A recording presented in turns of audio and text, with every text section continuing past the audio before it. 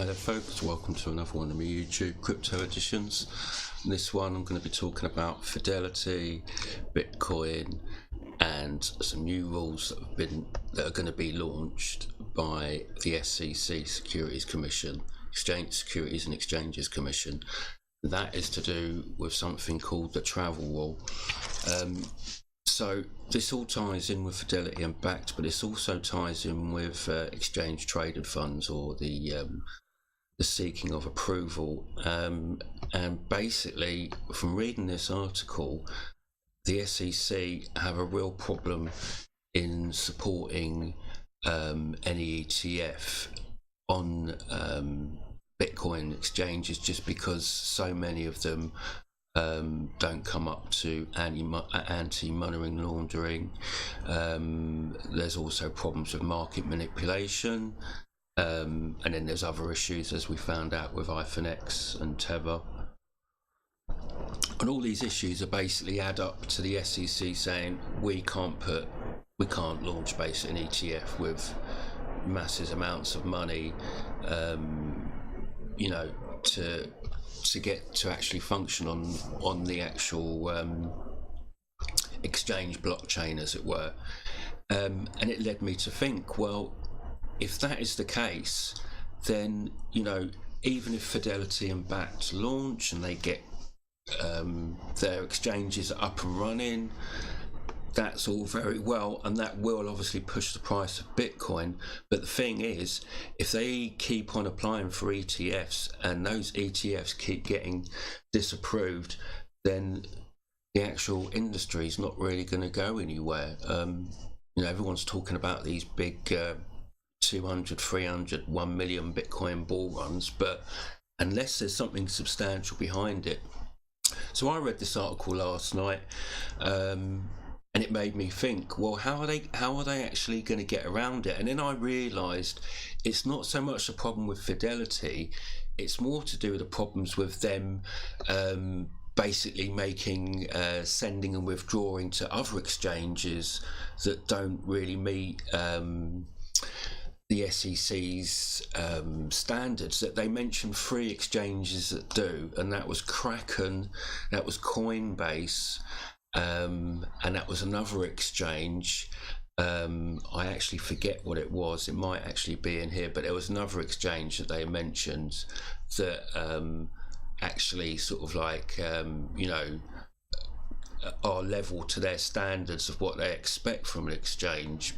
But on the other side of things, the SEC are basically saying the rest of the exchanges are riddled basically with corruption, like I said, money laundering, market price manipulation, fake volumes, etc., etc. And they're not going to have massive amount of money from corporations and big private investors going into that. No way. And then I realised they're going to have to do something to regulate those sending and receiving. And then I just sort of like thought about that, and I thought to myself, that's going to be really difficult to implement, and I left it at that. And then I was watching Sonny Decreed today, and he brought up this article here on CoinDesk, which I've got here. And basically, what he brought up was this concept of the travel rule. So basically, from transferring funds to other exchanges, especially ones that don't reach the SEC standards, there's going to be a travel rule. So it's all going to have to be transparent from where your money's come from and the history of that not your money, your crypto, and the history of that crypto when it was in another exchange. So that way it can actually be there could be transparency there, and it can obviously be regulated.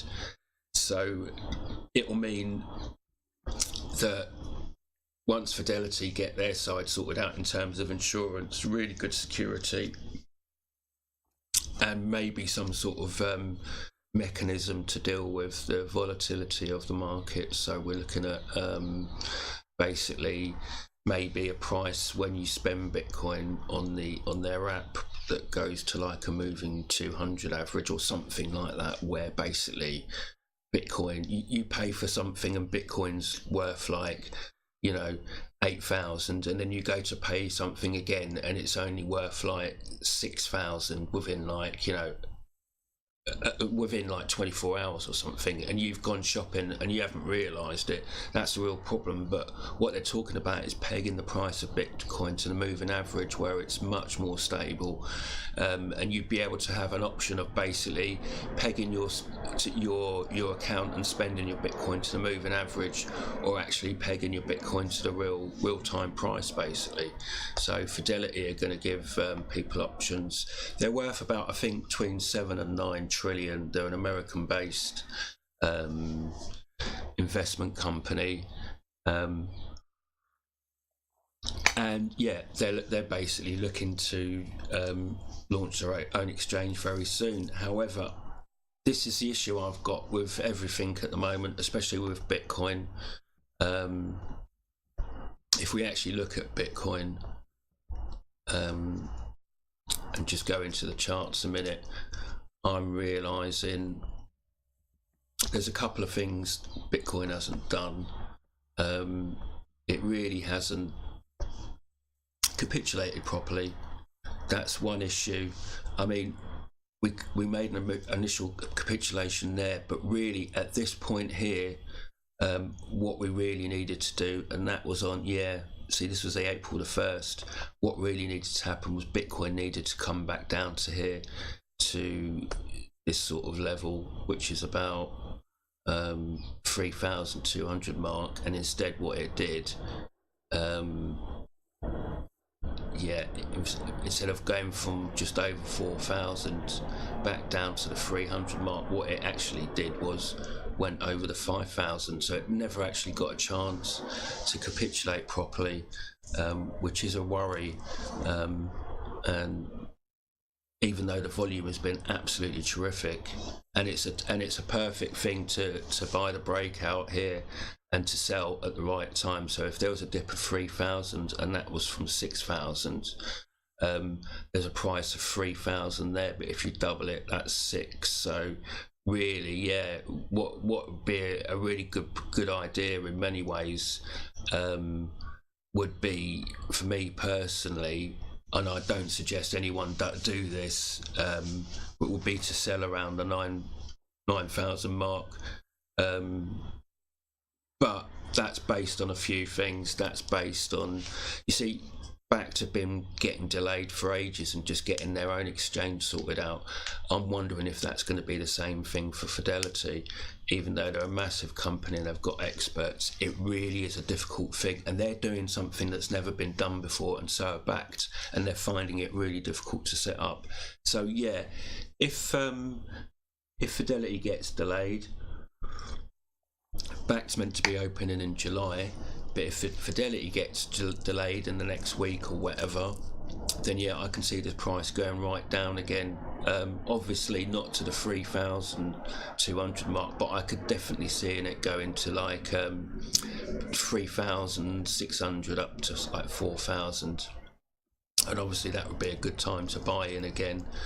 But yeah, I mean a good option would be maybe to set a stop loss at 9,000 and try and sell for higher.